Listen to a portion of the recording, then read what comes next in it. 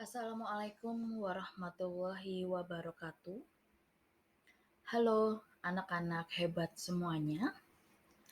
Berjumpa lagi dengan saya, Suciana Fitriati atau Bu Suci dalam layanan bimbingan dan konseling asyik dan menyenangkan. Pada kesempatan kali ini, Bu Suci akan menyampaikan materi layanan dengan judul Manajemen Waktu dalam Belajar. Setiap anak atau peserta didik pasti memiliki jadwal belajarnya masing-masing atau jadwal kegiatan yang telah disusun selama satu hari tersebut, mulai dari bangun tidur sampai mau tidur kembali. Apakah manajemen waktu dalam belajar merupakan hal yang penting bagi peserta didik? Mari kita simak penjelasan materi berikut ini.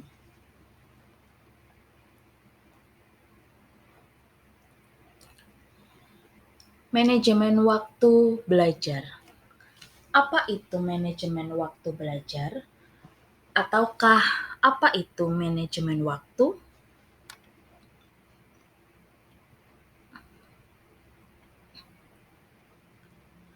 Pengertian manajemen waktu belajar. Manajemen waktu belajar merupakan suatu proses mengatur jadwal belajar dengan baik dan terstruktur. Contoh manajemen waktu belajar adalah membuat jadwal kegiatan belajar harian. Tentunya ini dilakukan oleh peserta didik. Orang-orang yang sukses umumnya menerapkan manajemen waktu belajar dalam kehidupan sehari-harinya, sehingga proses belajar dapat terarah dan berjalan secara maksimal. Kegiatan menyusun waktu belajar bagi peserta didik dimulai dari pelajaran atau dimulai dari belajar yang paling penting ke pelajaran atau belajar yang penting hingga pelajaran tambahan. Nah, jadwal belajar ini bisa ditulis oleh peserta didik pada selembar kertas atau pada aplikasi gawai masing-masing atau handphone masing-masing untuk pengingat bahwa sehari itu dia akan melakukan pelajaran apa saja atau dia akan belajar mata pelajaran apa saja atau dia akan melakukan kegiatan apa saja selama satu hari tersebut. Nah, penggunaan manajemen waktu belajar sangat penting tentunya bagi seorang pelajar.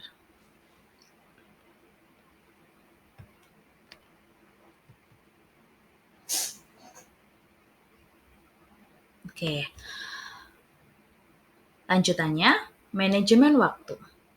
Untuk mencapai target dari tugas-tugas yang telah dikerjakan, kita harus paham mengenai manajemen waktu. Manajemen waktu adalah kemampuan untuk merencanakan dan menggunakan waktu semaksimal mungkin. Nah, tentunya kemampuan untuk fokus dan memprioritaskan sebuah tugas adalah kunci bagi siapapun yang ingin mempertahankan produktivitas dimanapun. Jadi, kita susun jadwal belajar atau peserta didik diharapkan menyusun jadwal belajar dari pagi atau bangun tidur atau jadwal kegiatan sampai malam hari atau mau tidur. Atau dia menyusun jadwal belajar dari yang mulai atau yang paling sangat penting ke jadwal pelajaran atau belajar yang penting. Atau tadi kita sudah jelaskan yaitu pelajaran tambahan atau kegiatan tambahan. Nah, prioritaskan tugas yang sekiranya membutuhkan waktu yang lama atau yang memang benar-benar mendapatkan update pengumpulan terlebih dahulu. Masing-masing dari peserta didik tentunya memiliki tugas-tugas yang ingin dan harus dikerjakan dalam beraktivitas sehari-hari. Untuk mencapai target dari tugas-tugas yang telah dikerjakan, kita harus paham mengenai manajemen waktu.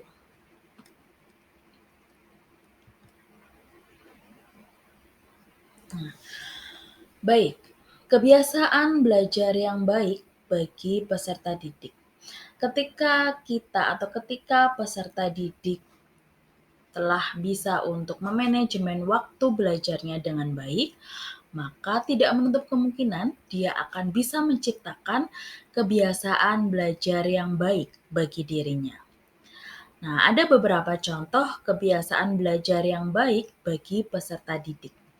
Yang pertama adalah mencatat materi dari guru saat guru menerangkan materi tersebut.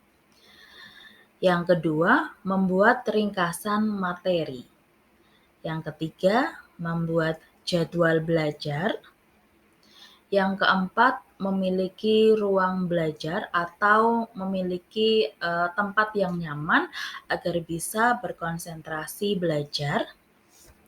Kemudian yang kelima adalah berlatih secara terus-menerus. Dan yang terakhir adalah berusaha semaksimal mungkin. Tentunya keenam hal ini juga harus diimbangi dengan berdoa.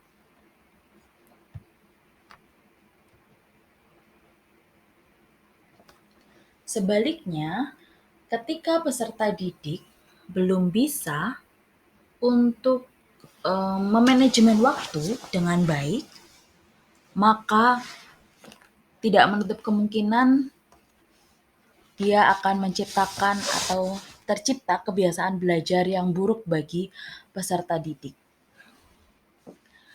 Beberapa kebiasaan belajar yang buruk bagi peserta didik atau kebiasaan belajar yang kurang baik bagi peserta didik adalah sebagai berikut. Yang pertama, tidak mendengarkan penjelasan ketika guru sedang menerangkan pelajaran tersebut. Yang kedua, malas mencatat atau tidak mau mencatat sama sekali penjelasan dari guru atau materi yang telah diberikan. Yang ketiga, tidur di saat pelajaran. Tidur di saat pelajaran memang sangat enak, apalagi ketika kita mengantuk atau mungkin sudah lelah atau mungkin sudah siang pelajarannya. Namun ketika kita tidur saat pelajaran, maka hal tersebut adalah tidak dibenarkan. Yang keempat, belajar sistem kebut semalam atau SKS. Besoknya ujian, malam ini baru belajar.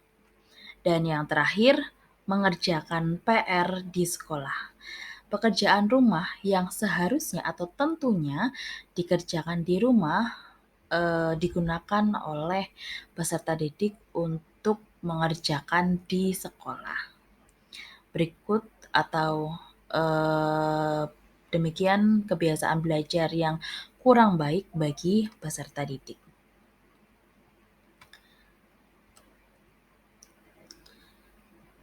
Nah, bagaimana kalau misalkan kita belum bisa memanajemen waktu yang baik? Ketika kita belum bisa memanajemen waktu dengan baik, maka akan muncul dampaknya atau akibat yang ditimbulkan ketika kita belum bisa untuk memanajemen waktu dengan baik atau dampak manajemen waktu yang buruk. Yang pertama, penundaan. Apakah kamu sering menunda-nunda pekerjaan kamu? Atau apakah kamu sering menunda-nunda atau nanti-nanti untuk mengerjakan tugas sekolahmu? Atau malah kamu sulit untuk memulai suatu tugas atau suatu pekerjaan? Sebetulnya, hanya diperlukan langkah kecil untuk mendapatkan motivasi dalam menyelesaikan tugas. Ketika kita ada niat, disitulah kita akan bisa untuk memulai mengerjakan tugas. Niat yang sungguh-sungguh dan tugas dikerjakan dengan baik. Dampak yang kedua, ketika kita belum bisa memanajemen waktu dengan baik adalah kurang tidur. Ketika kamu tidak bisa memanajemen waktu dengan baik, kamu pasti akan mengalami jadwal tidur yang berantakan. Tentunya, hal ini akan berdampak pada kesehatan kamu atau kesehatan kita semuanya. Selain itu, jika tidur kamu tidak cukup, bisa menyebabkan terhambatnya aktivitas dan kamu menjadi kurang fokus. Sudah sangat jelas bahwa ketika kita kurang tidur atau mungkin begadang, ini akan berdampak pada kesehatan diri kita. Misalkan besoknya ulangan, kita baru belajar begadang sampai pagi atau sampai larut. Besoknya bukannya ujian berhasil, malah akan ngantuk di kelas karena kita tidak bisa memanajemen waktu dengan baik untuk dan belum bisa untuk menjadwalkan belajar yang harus didahulukan tuh yang mana. Jadi prioritasnya belum ada. Kemudian selain penundaan, kurang tidur, dampak yang ketiga adalah mengonsumsi makanan yang tidak sehat atau instan dan kurang berolahraga. Seseorang yang tidak memanajemen waktu dengan baik cenderung memilih makanan instan yang tentunya tidak baik untuk tubuh atau kesehatan tubuh. Jika kamu tidak merawat tubuh kamu, pikiran kamu akan mudah lelah dan kemungkinan besar kamu tidak akan mendapatkan manfaat dari waktumu. Tentu saja kalau misalkan kita kok mengerjakan tugas sampai larut malam atau besoknya deadline malam ini baru mengerjakan tugas. Nah, di saat kita berpikir pasti kita akan merasa lapar. Ketika kita merasa lapar, kita cenderung akan memilih makanan yang instan agar cepat kayak gitu diolah dan dimakan oleh kita. Jadi lebih bisa untuk menghemat waktu. Namun sebenarnya hal itu sangat tidak disarankan. Dampak selanjutnya adalah kurang berenergi.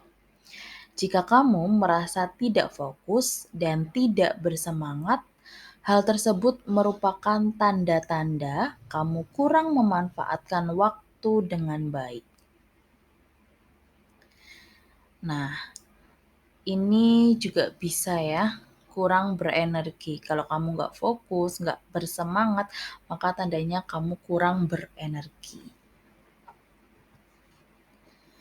Kemudian, tidak tepat waktu. Tidak tepat waktu merupakan salah satu akibat dari manajemen waktu yang kurang. Ketika kita belum bisa memanajemen waktu dengan baik, maka kita akan menjadi orang yang terburu-buru, tidak tahu setelah ini harus melakukan apa, dan bisa juga terlambat untuk mengikuti kegiatan selanjutnya atau tidak tepat waktu.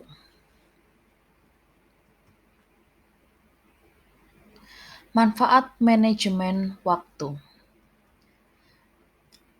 Yang pertama, membuat seseorang menjadi tepat waktu dan disiplin.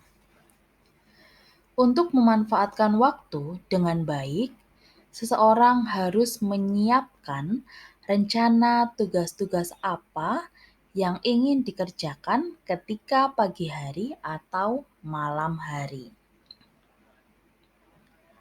Hal ini akan memberikan seseorang pemahaman tentang apa saja yang harus ia kerjakan. Dengan begitu akan menghasilkan tugas atau pekerjaan yang baik. Manfaat yang kedua adalah membuat seseorang menjadi lebih rapi atau terorganisir. Menjaga barang-barang sesuai dengan tempatnya dapat meminimalisir untuk mencari barang-barang tersebut jika dibutuhkan. Orang dengan manajemen waktu yang baik akan menjaga meja kerjanya atau area belajarnya menjadi lebih bersih dan teratur. Itu adalah manfaat yang kedua. Jadi ketika seseorang bisa memanajemen waktu, maka dia akan menjadi orang yang lebih rapi dan terorganisir. Manfaat yang ketiga yaitu meningkatkan moral seseorang dan menjadi lebih percaya diri. Sebagai hasil dari manajemen waktu yang baik, seseorang akan menyelesaikan tugas dalam waktu yang ditentukan dan menjadikannya terdepan di antara anggota lainnya atau tim lainnya. Jadi menjadi lebih percaya diri ketika menyelesaikan tugas atau mungkin ketika mengumpulkan tugas, dia akan menjadi orang yang lebih percaya diri. Manfaat yang selanjutnya adalah manajemen waktu dapat mengurangi kadar stres dan kecemasan. Ketika kamu tidak bisa memanajemen waktu dengan baik, kamu pasti akan mengalami jadwal tidur yang berantakan. Tentunya, hal ini akan berdampak pada kesehatan kamu. Selain itu, jika tidur kamu tidak cukup, bisa menyebabkan terhambatnya aktivitas dan kamu menjadi kurang fokus.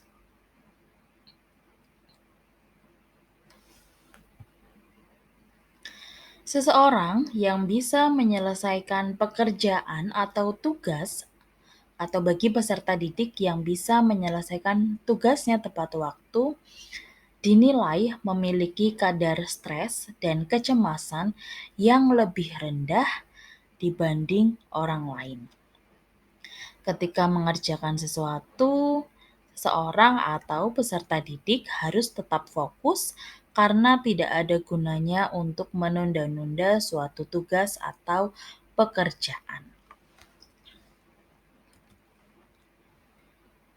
Oke, berikut adalah tips atau cara bagaimana mengatur waktu belajar. Yang pertama, menyusun jadwal aktivitas sehari-hari. Menyusun jadwal kegiatan sehari-hari memang sangat mudah atau memang mudah. Kamu bisa menulis jadwal waktu kegiatan sehari-hari di selembar kertas. Atau kalau misalkan takut hilang, kalian bisa menuliskannya pada handphone atau gawai masing-masing. Jadwal kegiatan sehari-hari merupakan panduan bagi pelajar atau peserta didik mengenai kegiatan apa saja yang harus dilakukan oleh seorang pelajar pada hari itu secara tersusun. Jadi, sebisa mungkin kita harus membuat jadwal aktivitas sehari-hari dari mulai bangun tidur sampai mau tidur kembali. Tips yang kedua adalah membuat prioritas. Dalam menyusun jadwal sehari-hari, maka kamu harus memilih pekerjaan berdasarkan prioritas. Kamu dapat memilih tugas atau pekerjaan yang paling penting sampai yang penting atau tambahan, sehingga jadwal kamu bisa tersusun dengan rapi.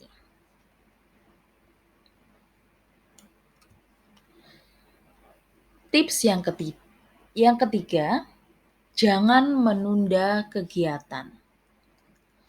Salah satu cara mengatur waktu belajar yang efektif selanjutnya adalah tidak pernah menunda-nunda pekerjaan. Apabila jadwal kegiatan sudah dibuat, maka pastikan kamu melaksanakannya dengan baik. Jangan pernah ada rasa malas dan menunda-nunda lagi untuk mengerjakan tugas atau pekerjaan.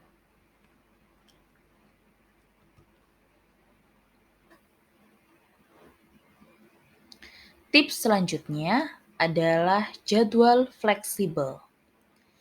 Cara mengatur waktu belajar adalah dengan membuat jadwal kegiatan secara fleksibel. Kegiatan harian tersebut bisa diubah-ubah sesuai prioritas dan kegiatan, jadi bisa disesuaikan. Jangan sampai jadwal yang dibuat bersifat kaku atau harus sesuai dengan yang telah disusun. Bisa fleksibel atau diubah-ubah, namun tetap harus dilaksanakan sesuai dengan rencana yang telah ditentukan.